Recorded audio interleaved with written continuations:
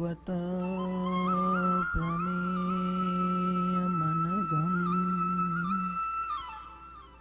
निर्वाण शान्तिप्रदम्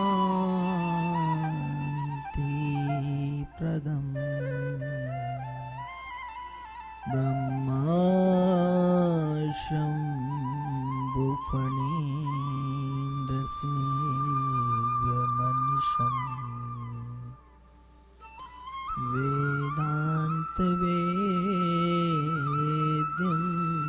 विभुम् रामाख्यं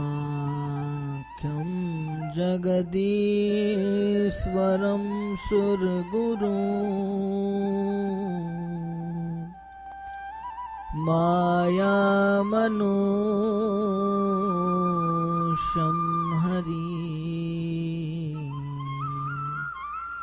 वन्देऽहं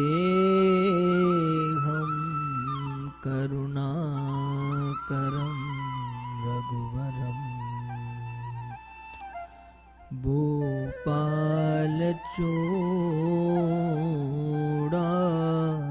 भूपालचूडामणिं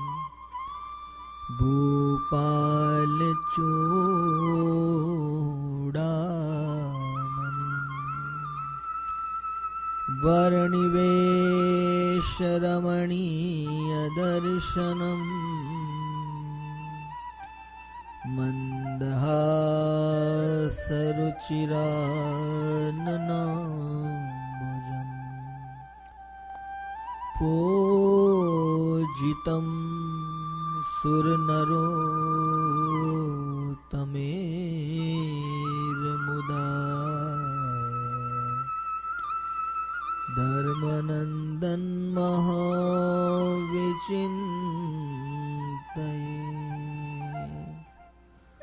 ओम श्री स्वामिनारायणाय नमो नमः। श्री हरि कृष्णाय घनश्यामाय नमो नमः। श्री पूर्ण पुरुषोत्तमाय श्री सहजानंद स्वामिने नमो नमः।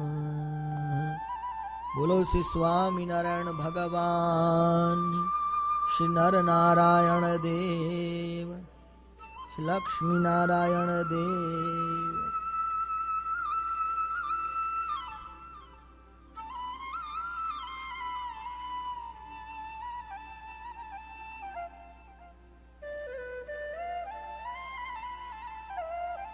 आज सहजानंद मड़िया रे गढ़पुर माँ।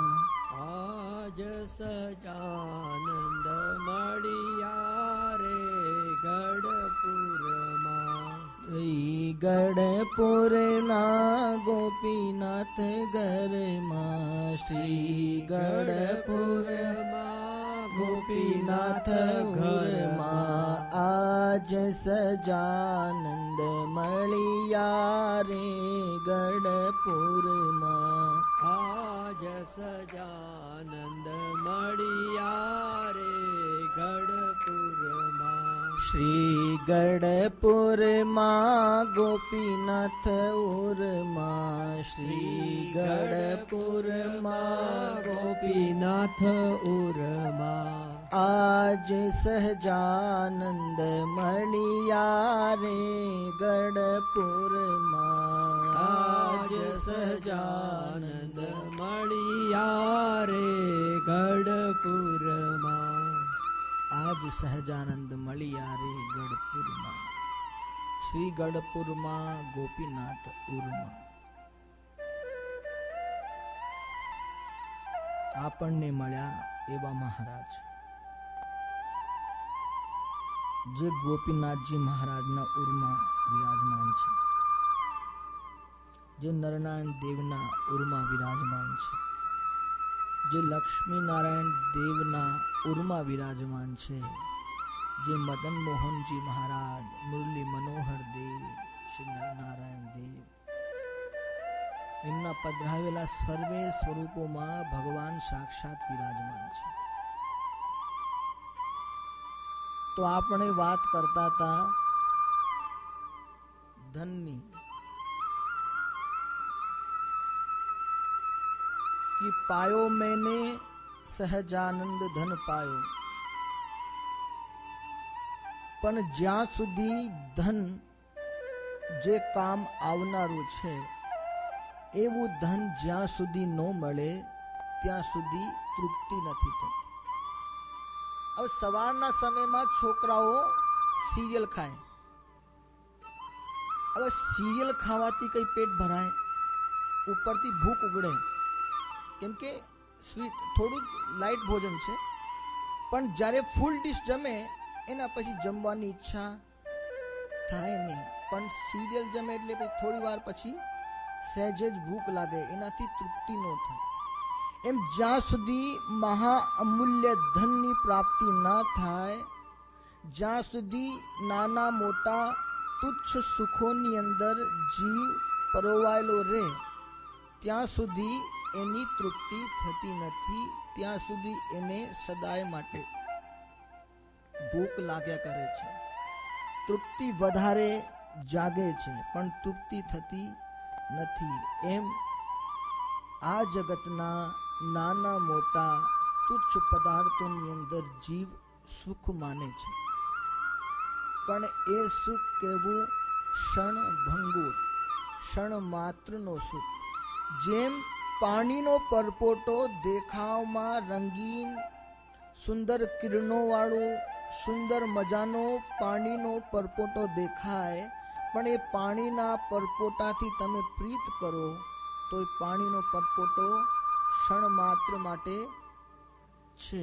એને હાથ લગાવશો કે જ્યાં સુધી એની અંદર હવા હશે, પવન હવા હશે, ત્યાં સુધી જ એનો અસ્તિત્વ છે. પણ જ્યાં હવા નીકળી જશે તરત જ એ જ દેખાતું સુંદર પાણીનો પરપોટો એનો અસ્તિત્વ મટી જશે. એમ સંસારના જેટલા પણ સુખો છે જેમાં જીવ સદાય માટે આનંદ માનીને એને ભોગવે છે, પણ એ સુખો ભગવાનના સુખ આગળ ક્ષણભંગુર છે, તુચ્છ છે અને ક્ષણ માત્રના છે.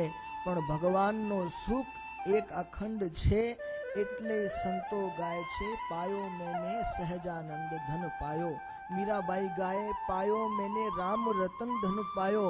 આ મીરાબાઈની પાસે કોઈ કમી નહોતી. રાજરાણી હતી, રાજકુંવરી હતી, બધી પ્રકારની સુખ સુવિધાઓ એની પાસે હતી, પણ તોય એ બધાએ સુખોને ત્યાગ કરી એક ભગવાનને પામવા નીકળી ગઈ. કેમ કે એને ખબર પડી ગઈ કે આ સુખ કરતા અહીંયા અનંત કોટી સુખ છે, તો આ તુચ્છ સુખમાં ફસાવા કરતા અનંત કોટી સુખની પ્રાપ્તિ કેમ ના કરીએ?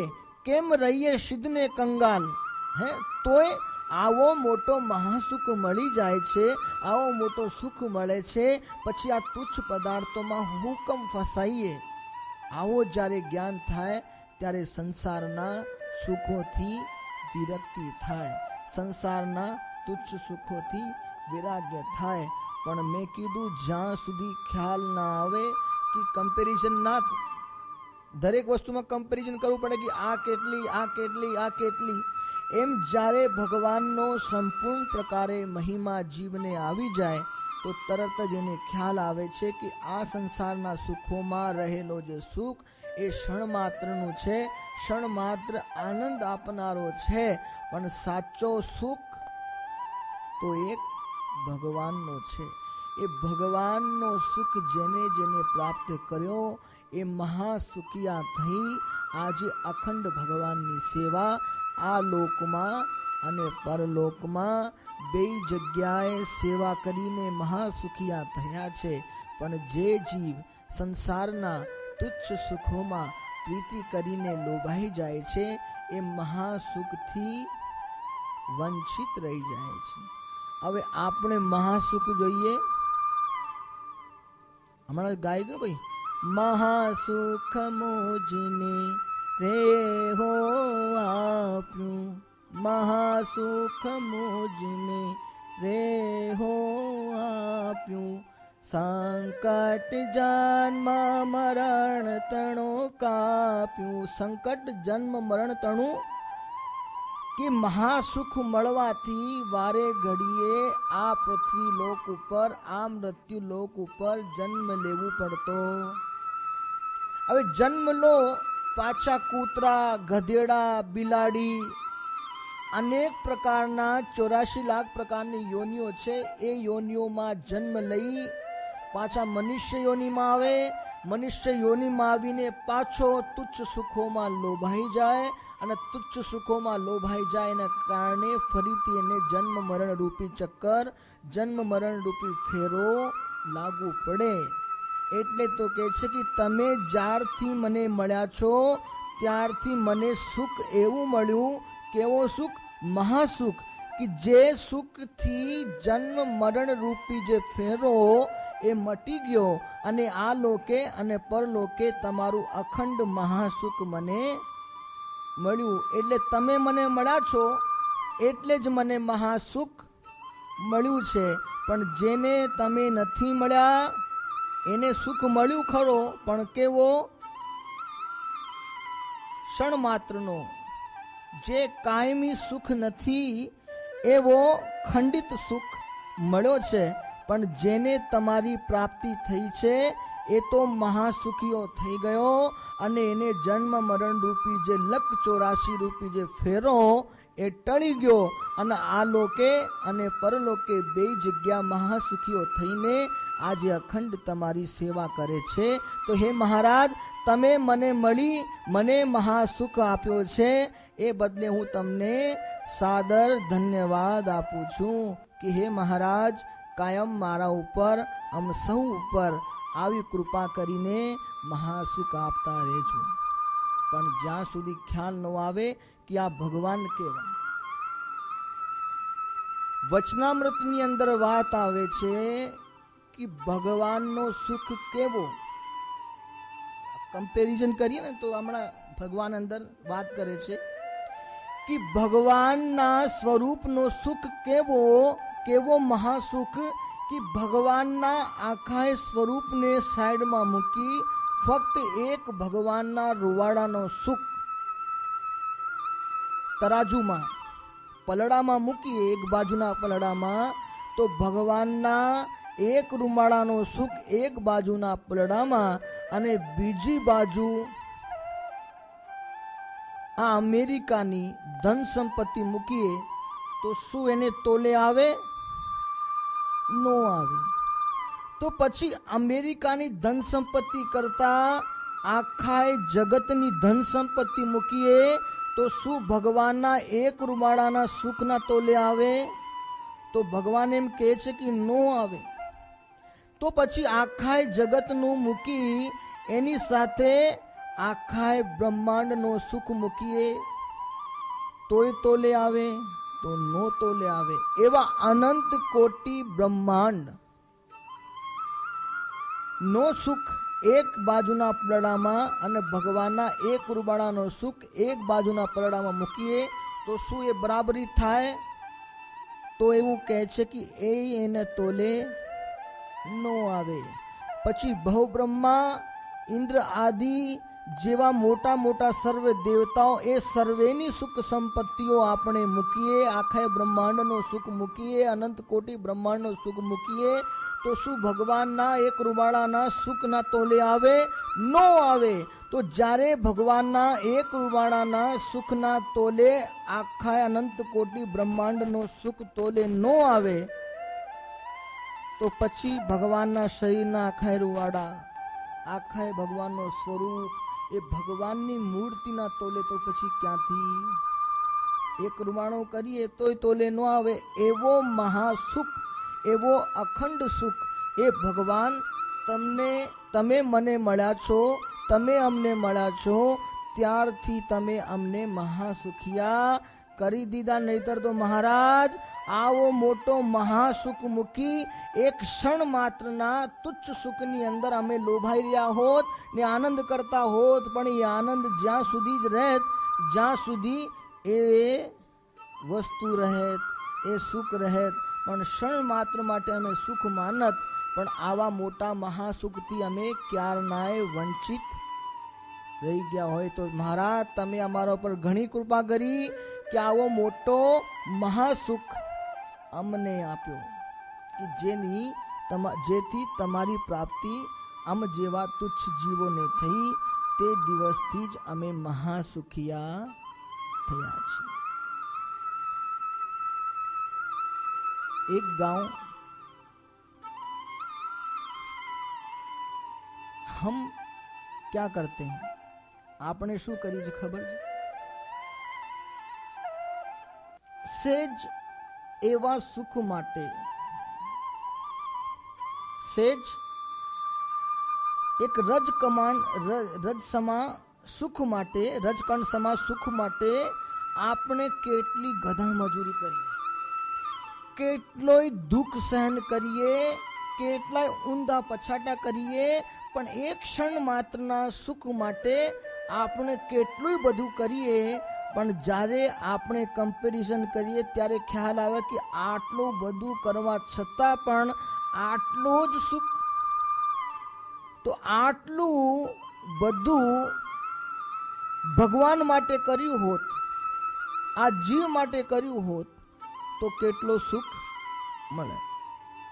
તો ગામમાં એક ભાઈ, હવે એને ખાટલા વગર ઊંઘ ન આવે, ખાટલો જોઈએ જ. જ્યાં સુધી એને રાત્રે સૂતી વખતે ખાટલો ન મળે, પલંગ ન મળે, ત્યાં સુધી એને ઊંઘ જ ન આવે. એને પછી તમે કહો કે ભાઈ જમીન ઉપર સૂઈ જા, જમીન ઉપર સરસ મજાનું ગાડલું પાથરી દઈએ, તો એ કે ભઈલા મને તો ઊંઘ ન આવે, મને તો ઊંઘવા માટે, સૂવા માટે ખાટલો જોઈએ જ. એટલે જે માણસ ગામ બહાર જાય એને ખબર કે ભાઈ ગામ બહારથી તો બધી જગ્યાએ ખાટલા મળે નહીં, ક્યાંક પાટલા મળે, ક્યાંક ખાટલા મળે, ક્યાંક ફાટલા મળે, એટલે ગોદડી ફાટલી મળે, હરકી ના મળે. કે બહાર તો ભાઈ ગમે તેવું છે, ઘર જેવું તો ના હોય, એટલે ભાઈ બહાર પણ જાય નહીં. અને ઘણા ગામના લોકો કે ભઈલા તમે બહાર જતા હોય તો, સત્સંગ કરતા હોય તો, કથા વાર્તા સાંભળતા હોય તો, અને ગામડે ગામડે નગર નગર જોઈને બધું જોતા હોય તો એ ન બને, ખાટલો ન મળે ને. કેમ ન બને? બોલે ખાટલો ન મળે એટલે ન બને. હવે પછી ઘણા લોકો પૂછે ભાઈ ખાટલો એટલે સમજ્યા નહીં, ખાટલો ન મળે એટલે બહાર ના જવા, એવું કેવું? આખો દિવસ ગધા મજૂરી કરીએ, રખડીએ, ગમે તેટલું કરીએ, પણ રાત્રે તો ખાટલા ઉપર ખાટલું ન મળે ને તો હરકી ઊંઘ ન આવે. એટલે લોકો વાત કરે કે આટલા તુચ્છ સુખ માટે આટલું બધું સુખ. બહાર જાય તો બહારના લોકોનું ખ્યાલ આવે કે બહારના કેવા કેવા લોકો છે, બહાર શું શું જોવા લાયક છે, બહાર શું શું ફરવા લાયક છે, એ બધું ખ્યાલ આવે. એટલો મોટો સુખ મૂકી ખાલી એક રાત્રે હરકી ઊંઘ આવે એના માટે ગામ બહાર જાય નહીં, કેમ કે બહાર ખાટલો મળે નહીં.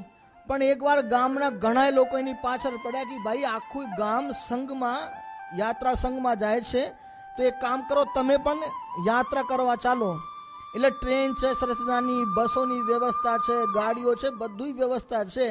એટલે એને થયું કે ચલો હવે બધા લોકો આટલા વર્ષથી કહે છે તો ચલો આપણે થોડું બહાર ફરી આવીએ, જોઈ આવીએ, લોકોને મળી આવીએ, લોકોના હાલચાલ પૂછી આવીએ કે બહારના લોકો કેવા કેવા પ્રકારના હોય છે, કેવા કેવા દેખાવવાળા હોય છે. હવે ભાઈએ ઘરનો બધો સામાન લીધો, ભેગો ભેગો ખાટલો પણ લીધો. હવે એને ગામના લોકોએ કીધેલું કે ભાઈ આપણે જો સરસવાની ટ્રેન છે, ગાડીની વ્યવસ્થા છે, એટલે તારે ક્યાંય ખાટલો ઉપાડવો નહીં પડે. અને જો કદાચ કઈ તકલીફ પડે તો કુલી સામાન ઉપાડનારા માણસો મળી જાય, એટલે ચિંતા કરવી નહીં. એટલે બધી જગ્યાએ એને યાત્રા કરી.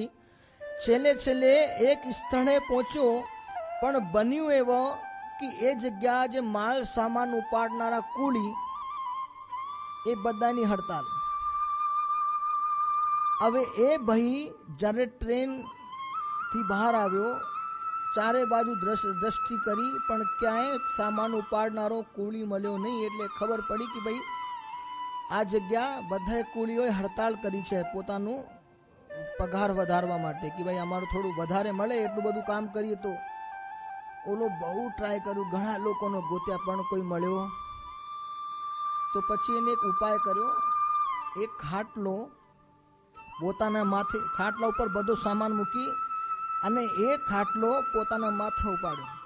અને માથે ઉપાડીને એક તો ધમધોકાર ગરમી, જબરદસ્ત ગરમી, અને એવામાં એટલો ભારે સામાન પોતાના માથે મૂકીને ઉપાડતો હાલે અને એટલો પરસેવાથી રેપ જેવ થાય અને એટલો દુઃખ એને થાય કેમ કે આટલો બધો સામાન ઉપાડવો આવી ભર ગરમીમાં તો કેટલો દુઃખ થાય. એટલે આજુબાજુના માણસો હતા જેની સાથે હતા એ બધાય માણસો કે અરે ભલા માણસ આટલો બધો હુકમ દુઃખ વેઠે, તારા દુઃખને જોઈને તો મને દુઃખ થાય છે.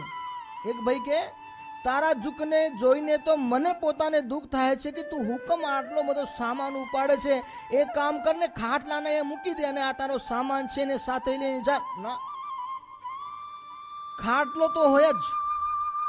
અરે ભાઈ આટલો બધો હુકમ દુઃખ વેઠે છે, આટલી ભર ગરમીમાં ખાટલો મૂકી દે, બીજી જગ્યા ખાટલો મળી જશે. અરે પણ ના મળે તો પથારી ઉપર હુઈ જજે, પણ તું આ ખાટલાને મૂકી દે અને ખાટલાને મૂકીને તું અમારી સાથે ચાલ. બોલે કે ગમે તેમ થાય પણ ખાટલાને હું મૂકું નહીં. તો એક ભાઈ કે ભાઈ શેના માટે તું ખાટલો ન મૂકે અને ખાટલાનો આટલો બધો આગ્રહ કેમ રાખે છે? ત્યારે કહે છે કે ગમે તેમ થાય, આખો દિવસ રખડપટ્ટી કરીએ, ગમે તેટલો દુઃખ વેઠીએ, પણ રાત્રે સૂતી વખતે જો ખાટલો ન મળે તો હરકી ઊંઘ ન મળે, હરકી ઊંઘ આવે નહીં. તો બાજુનો માણસ કે અલ્યા ભલા માણસ, હવે એટલી ઊંઘ માટે એને શું મળતું હોય? આટલી ગધા મજૂર કરવા છતાં આટલી ઊંઘ માટે એને શું મળતું હશે એ તો પરમાત્મા જ જાણે.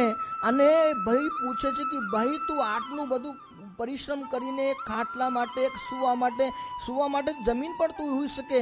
બોલે ગમે તેમ થાય, રાત્રે સૂતી વખતે ખાટલો ન મળે એટલે હરકી ઊંઘ ન મળે, અને હરકી ઊંઘ ન આવે તો મજા ન આવે. હવે શેની મજા આવતી હશે તો ભગવાન જાણે. એટલે આ કથા પેલા ભાઈની નથી, એ કથા આપણી જ છે કે આટલું પરિશ્રમ કરે, રાત દિવસ જાગે, કેટલી મહેનત મજૂરી કરે, ફક્ત કેવા સુખ માટે? ઓલો એટલો બધો સામાન ઉપાડે, માથે ભાર ઉપાડે, ભલે પરસેવાથી રેપ જેપ થાય, પણ રાત્રે ખાટલા ઉપર ઊંઘ સરસ આવે એની.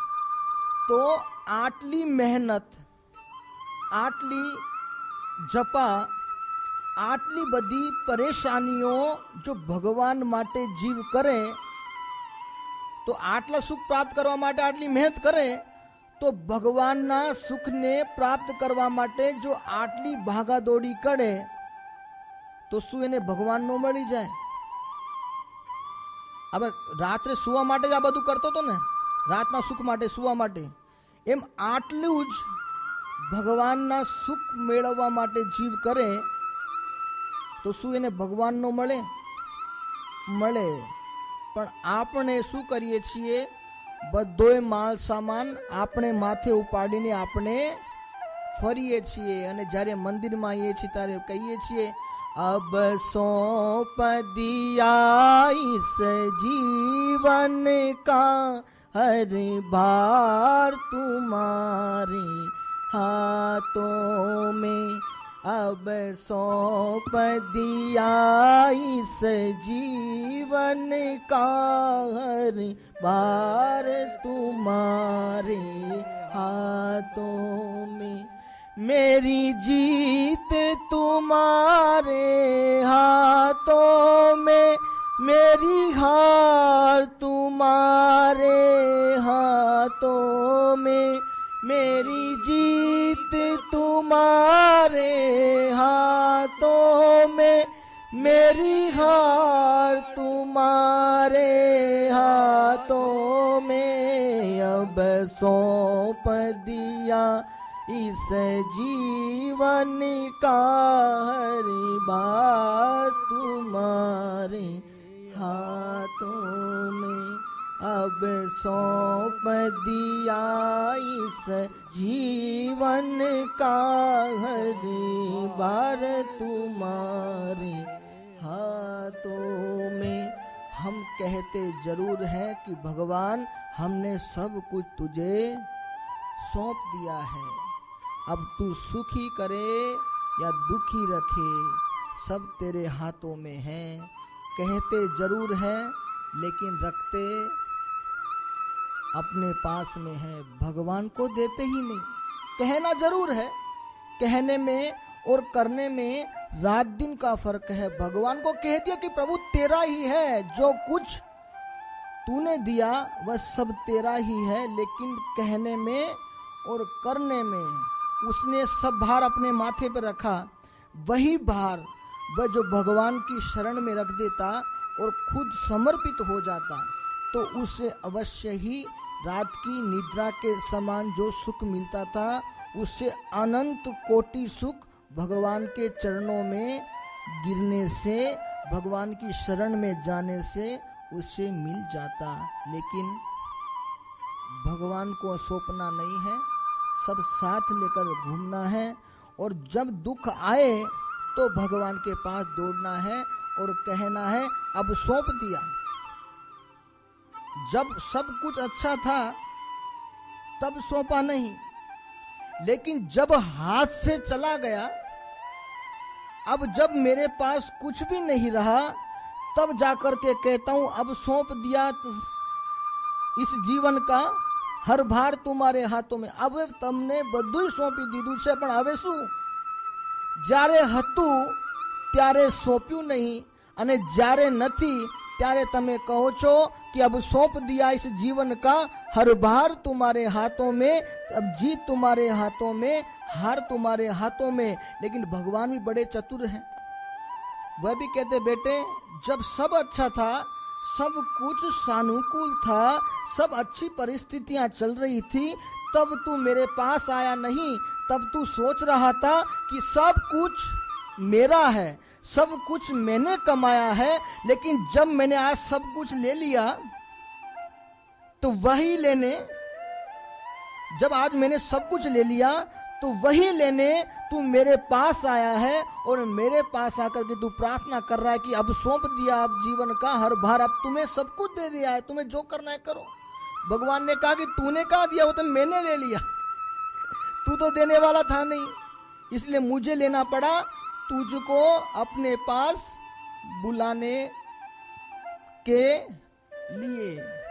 भगवान हम सबको सब देते हैं, भगवान हमें सब कुछ देते हैं सुखी करने के लिए, कि सुखी रह करके मेरा भजन करे।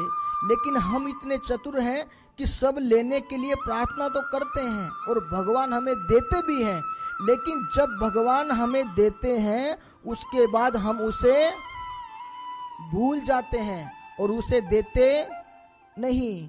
तो भगवान के पास चाबी है, कंट्रोल, कि बेटा तू कितना ही दूर चला जा, कहीं भी चला जा, लेकिन जब ये सब कुछ मैं अपने पास खींच लूंगा, अपने आप तू कहीं भी होगा तो मेरे पास दौड़ करके आएगा। इसलिए भगवान पहले हमें सब कुछ देते हैं, सुखी से भजन कर सको, सुखी रह करके आनंद से भजन कर सको। लेकिन लेने के बाद जब हम उसे भूल जाते हैं तो भगवान वापिस सब ले लेते कि भाई तेरे काम का नहीं है, ये तेरे पास आया तब से तू मुझे भूल गया, इससे अच्छा नहीं था तो अच्छा था। और फिर दौड़ता दौड़ता जाता है, अब सौंप दिया तुम्हारे हाथों में, सब कुछ सौंप दिया भगवान। अब भगवान ने कहा कि बेटा अब क्या, जब तेरे पास कुछ नहीं है तब सौंपने से क्या मतलब, जब था तब सौंपा नहीं, और जब नहीं है तब सौंप रहा है। तो भगवान हमारी, भगवान की शरण में जाने से, भगवान की शरणागति स्वीकारने से, भगवान को सभी भार देने से भगवान हमारे ऊपर प्रसन्न होते हैं और हमें महासुख देते हैं। लेकिन क्या सब कुछ हम हमारे सिर पे, हमारे मन पे लेकर के घूमते रहते हैं, इसलिए हमारे जीवन में दुख ही, क्योंकि हमें महिमा नहीं है, हमें महिमा नहीं है, इसीलिए हम सब कुछ अपने सिर पर लेके घूमते हैं। अगर जो एक बार भगवान की महिमा पता चल गया कि भगवान कितने सर्वशक्तिमान हैं, भगवान कितने दयालु हैं, भगवान कितने प्यारे हैं, और ऐसा पता चल गया, तुरंत आप अपने सिर पर कुछ लोगे ही नहीं। लोगे? मूर्ख होगा वह लेगा, जो मूर्ख होगा वही अपने सिर पर सब भार लेकर के घूमेगा। लेकिन मैंने कहा ना, सुख देने वाला, दुख देने वाला, धन देने वाला, दौलत देने वाला, हमें हर प्रकार से सुखी करने वाला एक भगवान है। तो भगवान को हम सौंप करके अखंड भजन करें तो वही धन हमें महासुख दे सकता है। इंग्लैंड में एक नव दंपति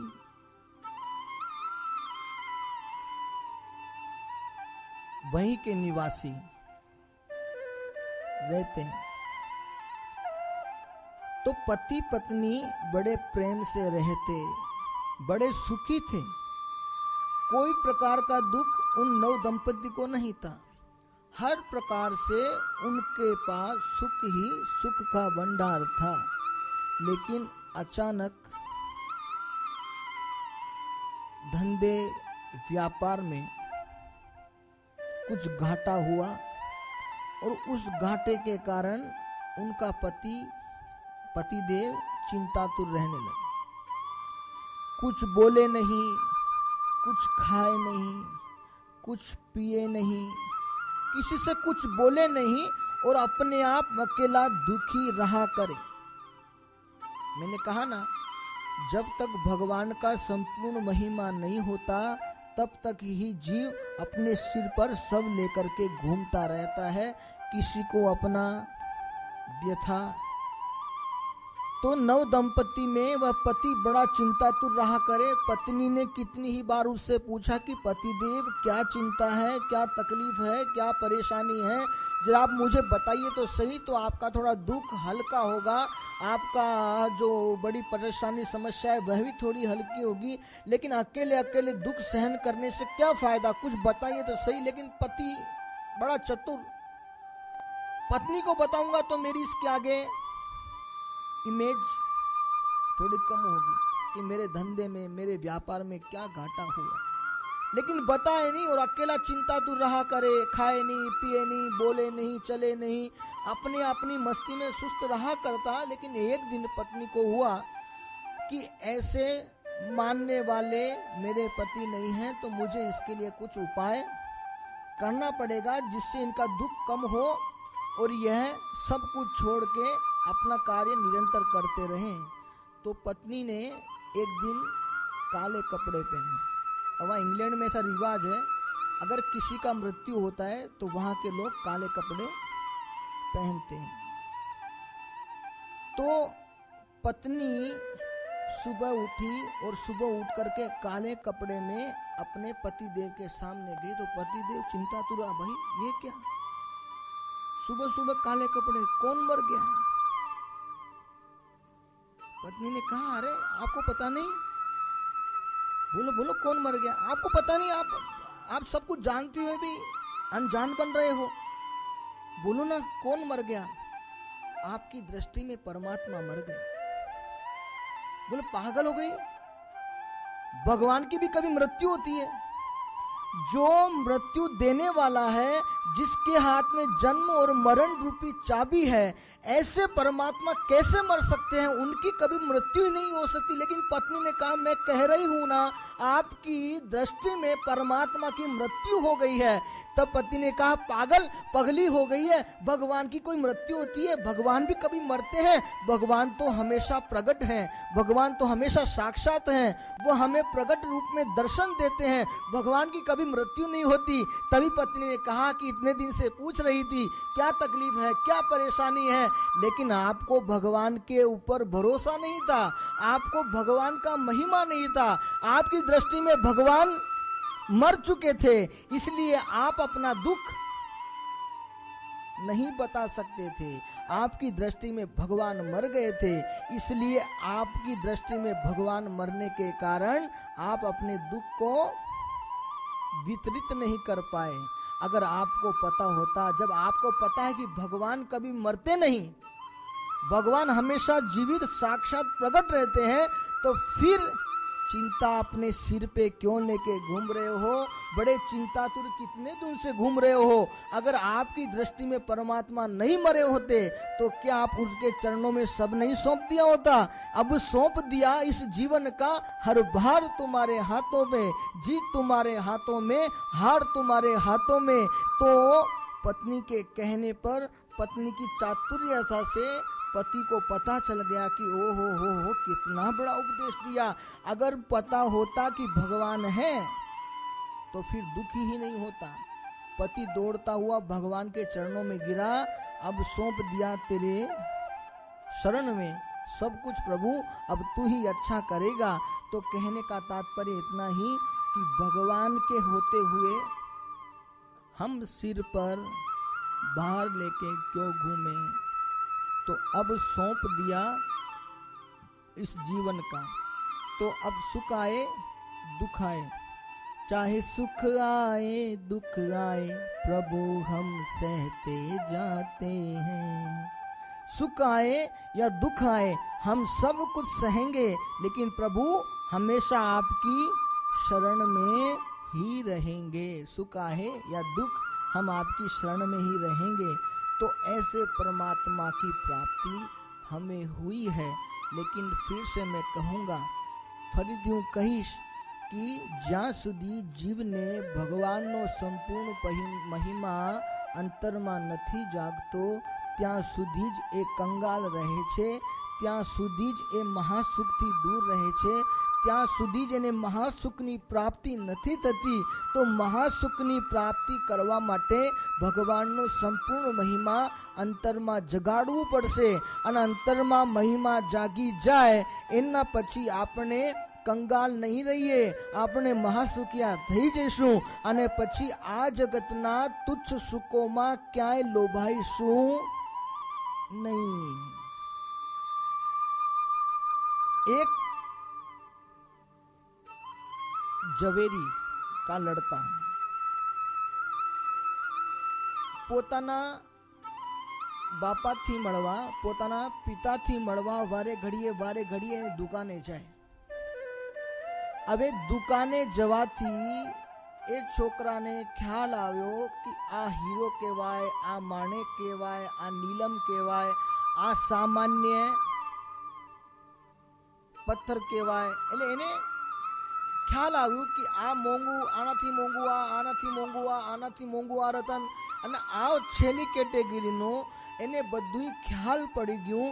એના પછી એક દિવસ એક મોટો વ્યાપારી ત્યાં ધંધો કરવા માટે પોતાના હીરે જવાહરાત વેચવા માટે આવે, અને જ્યારે હીરા જવાહરાત વેચવા આવે છે, પણ એ વ્યાપારી કપટી હતો।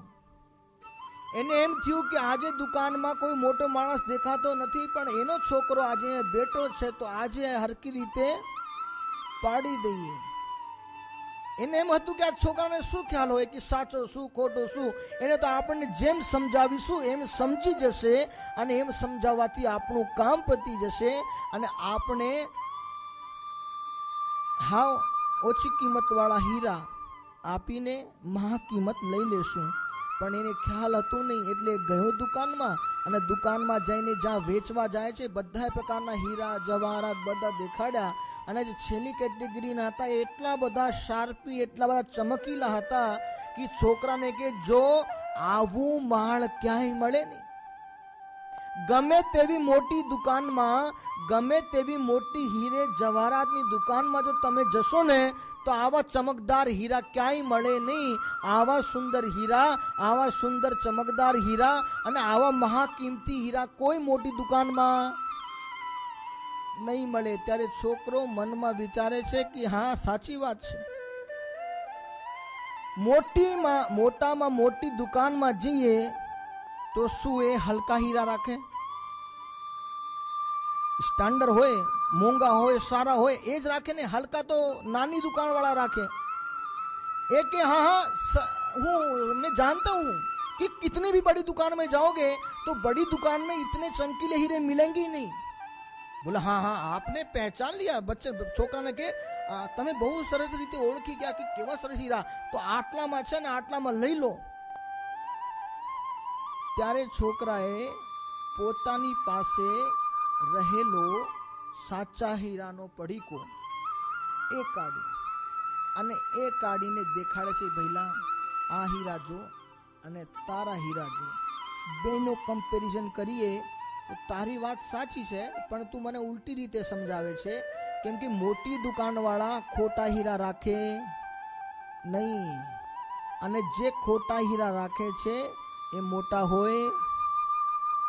મોટી દુકાનવાળા મોટા હીરા રાખે, મોંઘા હીરા રાખે, સ્ટાન્ડર્ડ હીરા રાખે, પણ નાની દુકાનવાળા છે એ કચરોય રાખે, હલકા હીરા રાખે, બધા પ્રકારના રાખે. એમ કહેવા માંગે છે કે જેને પુરુષોત્તમ નારાયણની સહજાનંદ સ્વામીની ઓળખાણ થઈ ગઈ છે એ સર્વે મોટી દુકાનવાળા, મોટા ઝવેરી, જેને ઓળખતા આવડી ગયું છે કે આ સાચા, આ ખોટા, આ સાચો સુખ અને આ ક્ષણ માત્રનો સુખ. એમ નાના ઝવેરી ખોટા પણ રાખે અને સાચા હીરા પણ રાખે, પણ મોટા ઝવેરી તો સાચા અને સારા હીરા જ રાખે. કેમ કે એની પોતાની રેપ્યુટેશનનો પણ નાના હલકા રાખે તો પછી દુકાન ચાલે નહીં, એટલે મોટા લોકો આવે નહીં. એમ ભગવાનની જેને ઓળખાણ થઈ ગઈ છે પછી એ નાના સુખોને પોતાની પાસે રાખવાનું ગમતું નથી અને નાના સુખોમાં કોઈ દિવસ લોભાતો પણ નથી. તો આજ સહજાનંદ મળ્યા રે ગઢપુરમાં, શ્રી ગઢપુરમાં ગોપીનાથ ઉરમાં. એમ પુરુષોત્તમ નારાયણ દ્વારા પધરાયેલા જેટલા પણ સ્વરૂપો છે અને એમના દ્વારા સ્થાપેલા જે આચાર્ય મહારાજ, એમના દ્વારા જે પ્રતિષ્ઠિત સ્વરૂપો છે, ભગવાન કાયમી એમાં હાજરા હજુર રહી સર્વે ભક્તોના સંકલ્પોને પૂરા કરે છે. એવા મોટા મહારાજ શ્રીનો જન્મ દિવસ આજે છે અને એ જ મોટા મહારાજશ્રીએ પોતાના હસ્તકમળ દ્વારા આ ઘનશ્યામ મહારાજના સ્વરૂપની પ્રતિષ્ઠા કરી હતી અને પ્રતિષ્ઠા કરીને ભગવાન સ્વામિનારાયણના વચનને સિદ્ધ કરી બતાવ્યું હતું કે આ આચાર્ય દ્વારા પ્રતિષ્ઠિત સ્વરૂપમાં હું કાયમી રહેલો છું. તો આવા ભગવાન આપણને મળ્યા છે કે જેમના પધરાયેલા સ્વરૂપોમાં રહીને આપણા સર્વેના સંકલ્પોને પૂર્ણ કરે છે. તો આપણે સર્વે એમનો મહિમા જાણી એને અંતરમાં ઉતારી એને સતત આપણી પાસે રાખી અને તુચ્છ સુખોને વિસારી કાયમ એનું ભજન કરીએ. એવી જ કૃપાથી ભગવાન સ્વામિનારાયણ આપણને મળ્યા છે. તો આવા સ્વામિનારાયણ ભગવાન મળ્યા પછી કંગાળ કેમ રહીએ? क्या अब लोभित होंगे? क्या अब तुच्छ सुख आपको लुभा सकेंगे? जो तुच्छ सुख क्षण मात्र के हैं वह क्या आपको लुभा सकेंगे? तुच्छ सुख क्या आपको लुभा सकेंगे? नहीं. क्यों? क्योंकि आपको महा अमूल्य रत्न सहजानंद स्वामी की प्राप्ति हुई है, स्वामीनारायण भगवान की प्राप्ति हुई है, पुरुषोत्तम नारायण की प्राप्ति हुई है. जब महा बड़े भगवान की प्राप्ति हमें हुई है फिर हम तुच्छ सुख में, और वह सब सुख कैसे लगते हैं पता है? भगवान આગળ સર્વે જગતના સુખો કેવા છે?